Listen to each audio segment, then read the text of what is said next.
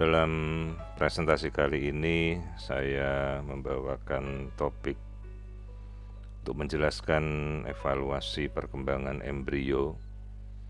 Jadi yang dimaksud embrio itu adalah periode di mana mulai dari pembuahan hingga sekitar 8 minggu pembentukan janin. Setelah itu kita namakan sebagai fetus. Pada awalnya hari ke-10 terjadinya pembuahan, embrio itu baru mulai menempel pada dinding endometrium atau selaput lendir rahim. Namun pada kehamilan sekitar 5 minggu tersebut kita bisa melihat struktur pertama, yaitu kadang-kadang terlihat kuning telur dan ketuban yang sudah cukup jelas. Kemudian setelah hari ke-10 maka kantung kehamilan atau gestational sac itu membesar dengan yolk sac mulai terbentuk dan amnion atau ketuban sebagai pelindung janin ini mulai terisi. Lalu muncullah struktur yolk sac dengan penghubungnya yang kita namakan yolk stalk yang berfungsi sebagai penghasil makanan pada awal janin, dan dia muncul di luar embrio. Jadi ini namanya adalah struktur ekstra embrio. Umumnya terjadi pada kondisi kantung kehamilan lebih dari 8 mili, maka kita akan sudah bisa melihat yolk sac ini. Nah, di sini sekitar kehamilan 5 minggu kita bisa melihat struktur yolk sac, dan persis di atasnya ada embrio yang masih menyerupai seperti larva. Yolk sac ini adalah cadangan makanan. Jadi semua janin yang berkembang dia memiliki kuning telur seperti ini. Nah, ini janinnya. Nah, dia sudah muncul dengan panjang sekitar 2,5 mm janin ini, dan yolk sac ini berfungsi sebagai cadangan makanan pertama.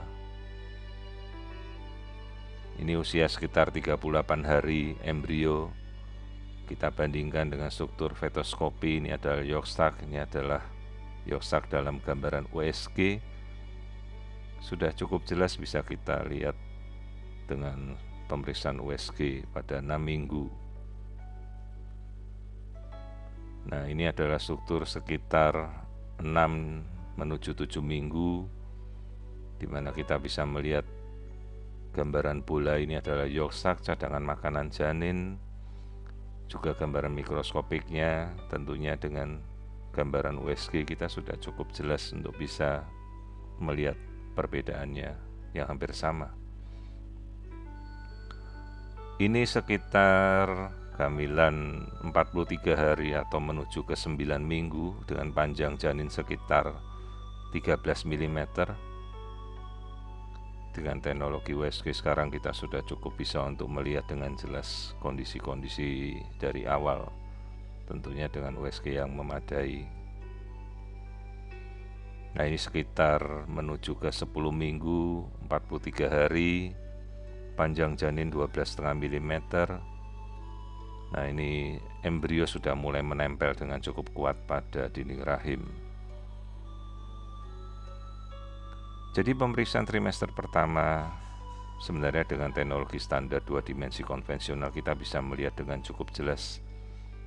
Tentunya tergantung juga dari posisi janin, kita bisa melihat keseluruhan struktur seperti tulang hidung, rahang atas, mulut, jantung, lambung, jari-jari, bola mata, kandung kencing, struktur kaki, kepala kita bisa lihat dengan cukup jelas. Detak jantung janin harus selalu kita amati, bahkan aliran darah di seluruh tubuh janin, tali pusat yang memasuki bagian perut kita bisa lihat dengan tajam. Nah, ini adalah perkembangan antara janin pada usia 8-9 minggu, bagian lengan, bagian punggung, detak jantung, kaki, keseluruhan ukuran panjang bisa kita ukur dengan cukup jelas. Nah, ini adalah contoh antara kehamilan 8, 10, 11, 12 minggu, bandingkan dengan preparat janin yang kita bisa lihat langsung ya. Semuanya terlihat jelas dengan pemeriksaan USG. Nah, ini adalah kehamilan sekitar 7 minggu, 5 minggu, 6 minggu. Kita bisa melihat struktur yolk sac dan struktur janin dengan sangat jelas.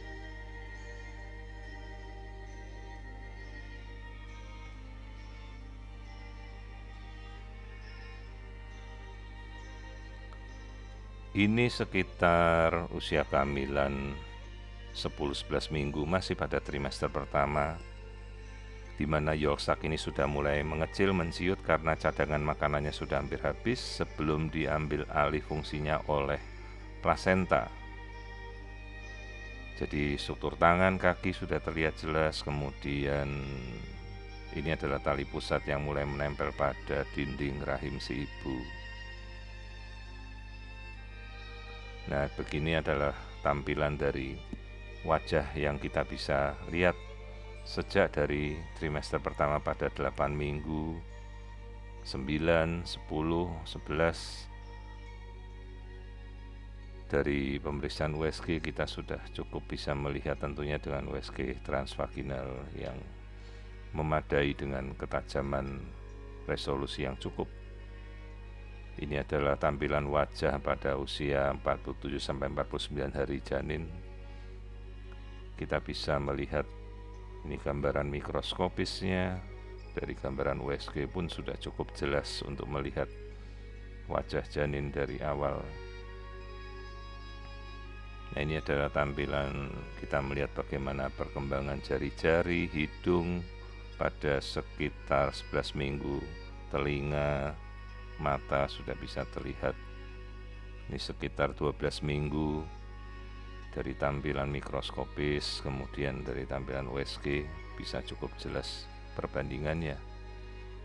Juga sekarang kita bisa melihat dengan teknologi yang kita namakan high definition live, itu kita bisa menambahkan pola arah cahaya, light source atau sumber cahaya yang bisa kita amati untuk sekedar menambah estetika. Jadi kita bisa menambah gambar itu lebih jernih dan lebih tajam.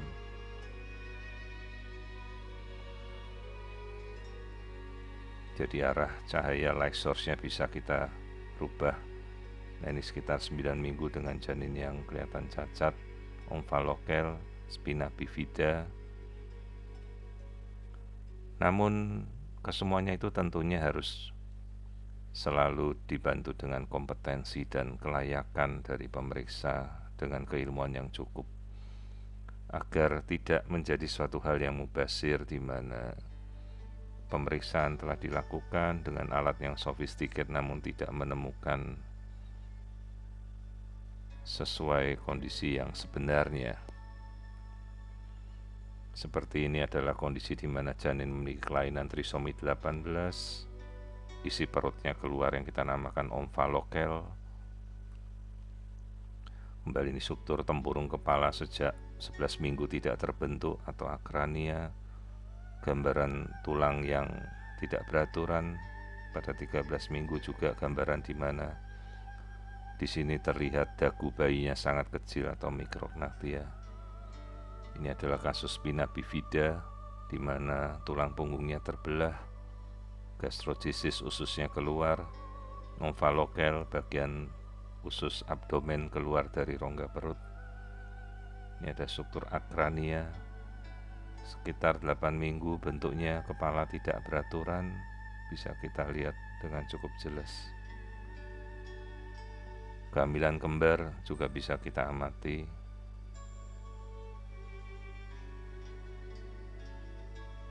Kemudian kita juga bisa menambahkan tadi fungsi pencahayaan, seolah-olah ada sinar di dalam, padahal itu hanya gelombang suara dengan mode dari komputer yang kita tambahkan untuk menambahkan fungsi estetik agar gambar lebih jelas. Pemeriksaan arus darah sejak awal 9 minggu untuk melihat viabilitas dari janin bisa kita lakukan. Ini adalah pemeriksaan jantung pada 12 minggu, juga bisa kita lihat dengan sangat jelas aliran darah keluar masuk dari jantung. juga aliran darah pada seluruh tubuh janin bisa kita lihat. Nah, seperti ini adalah contoh dari tali pusat yang tersimpul, terlilit. Ini bisa kita amati dengan cukup jelas karena kehamilan ini sangat berisiko bagi si bayi dengan aliran darah yang bisa terganggu akibat simpul-simpul ini. Saya kira demikian yang bisa saya jelaskan untuk pemeriksaan awal embrio hingga kemudian trimester pertama ini. Pemeriksaan-pemeriksaan lain bisa rekan-rekan teman-teman bisa lihat pada YouTube ataupun Instagram yang kadang saya upload berkala. Terima kasih atas perhatiannya.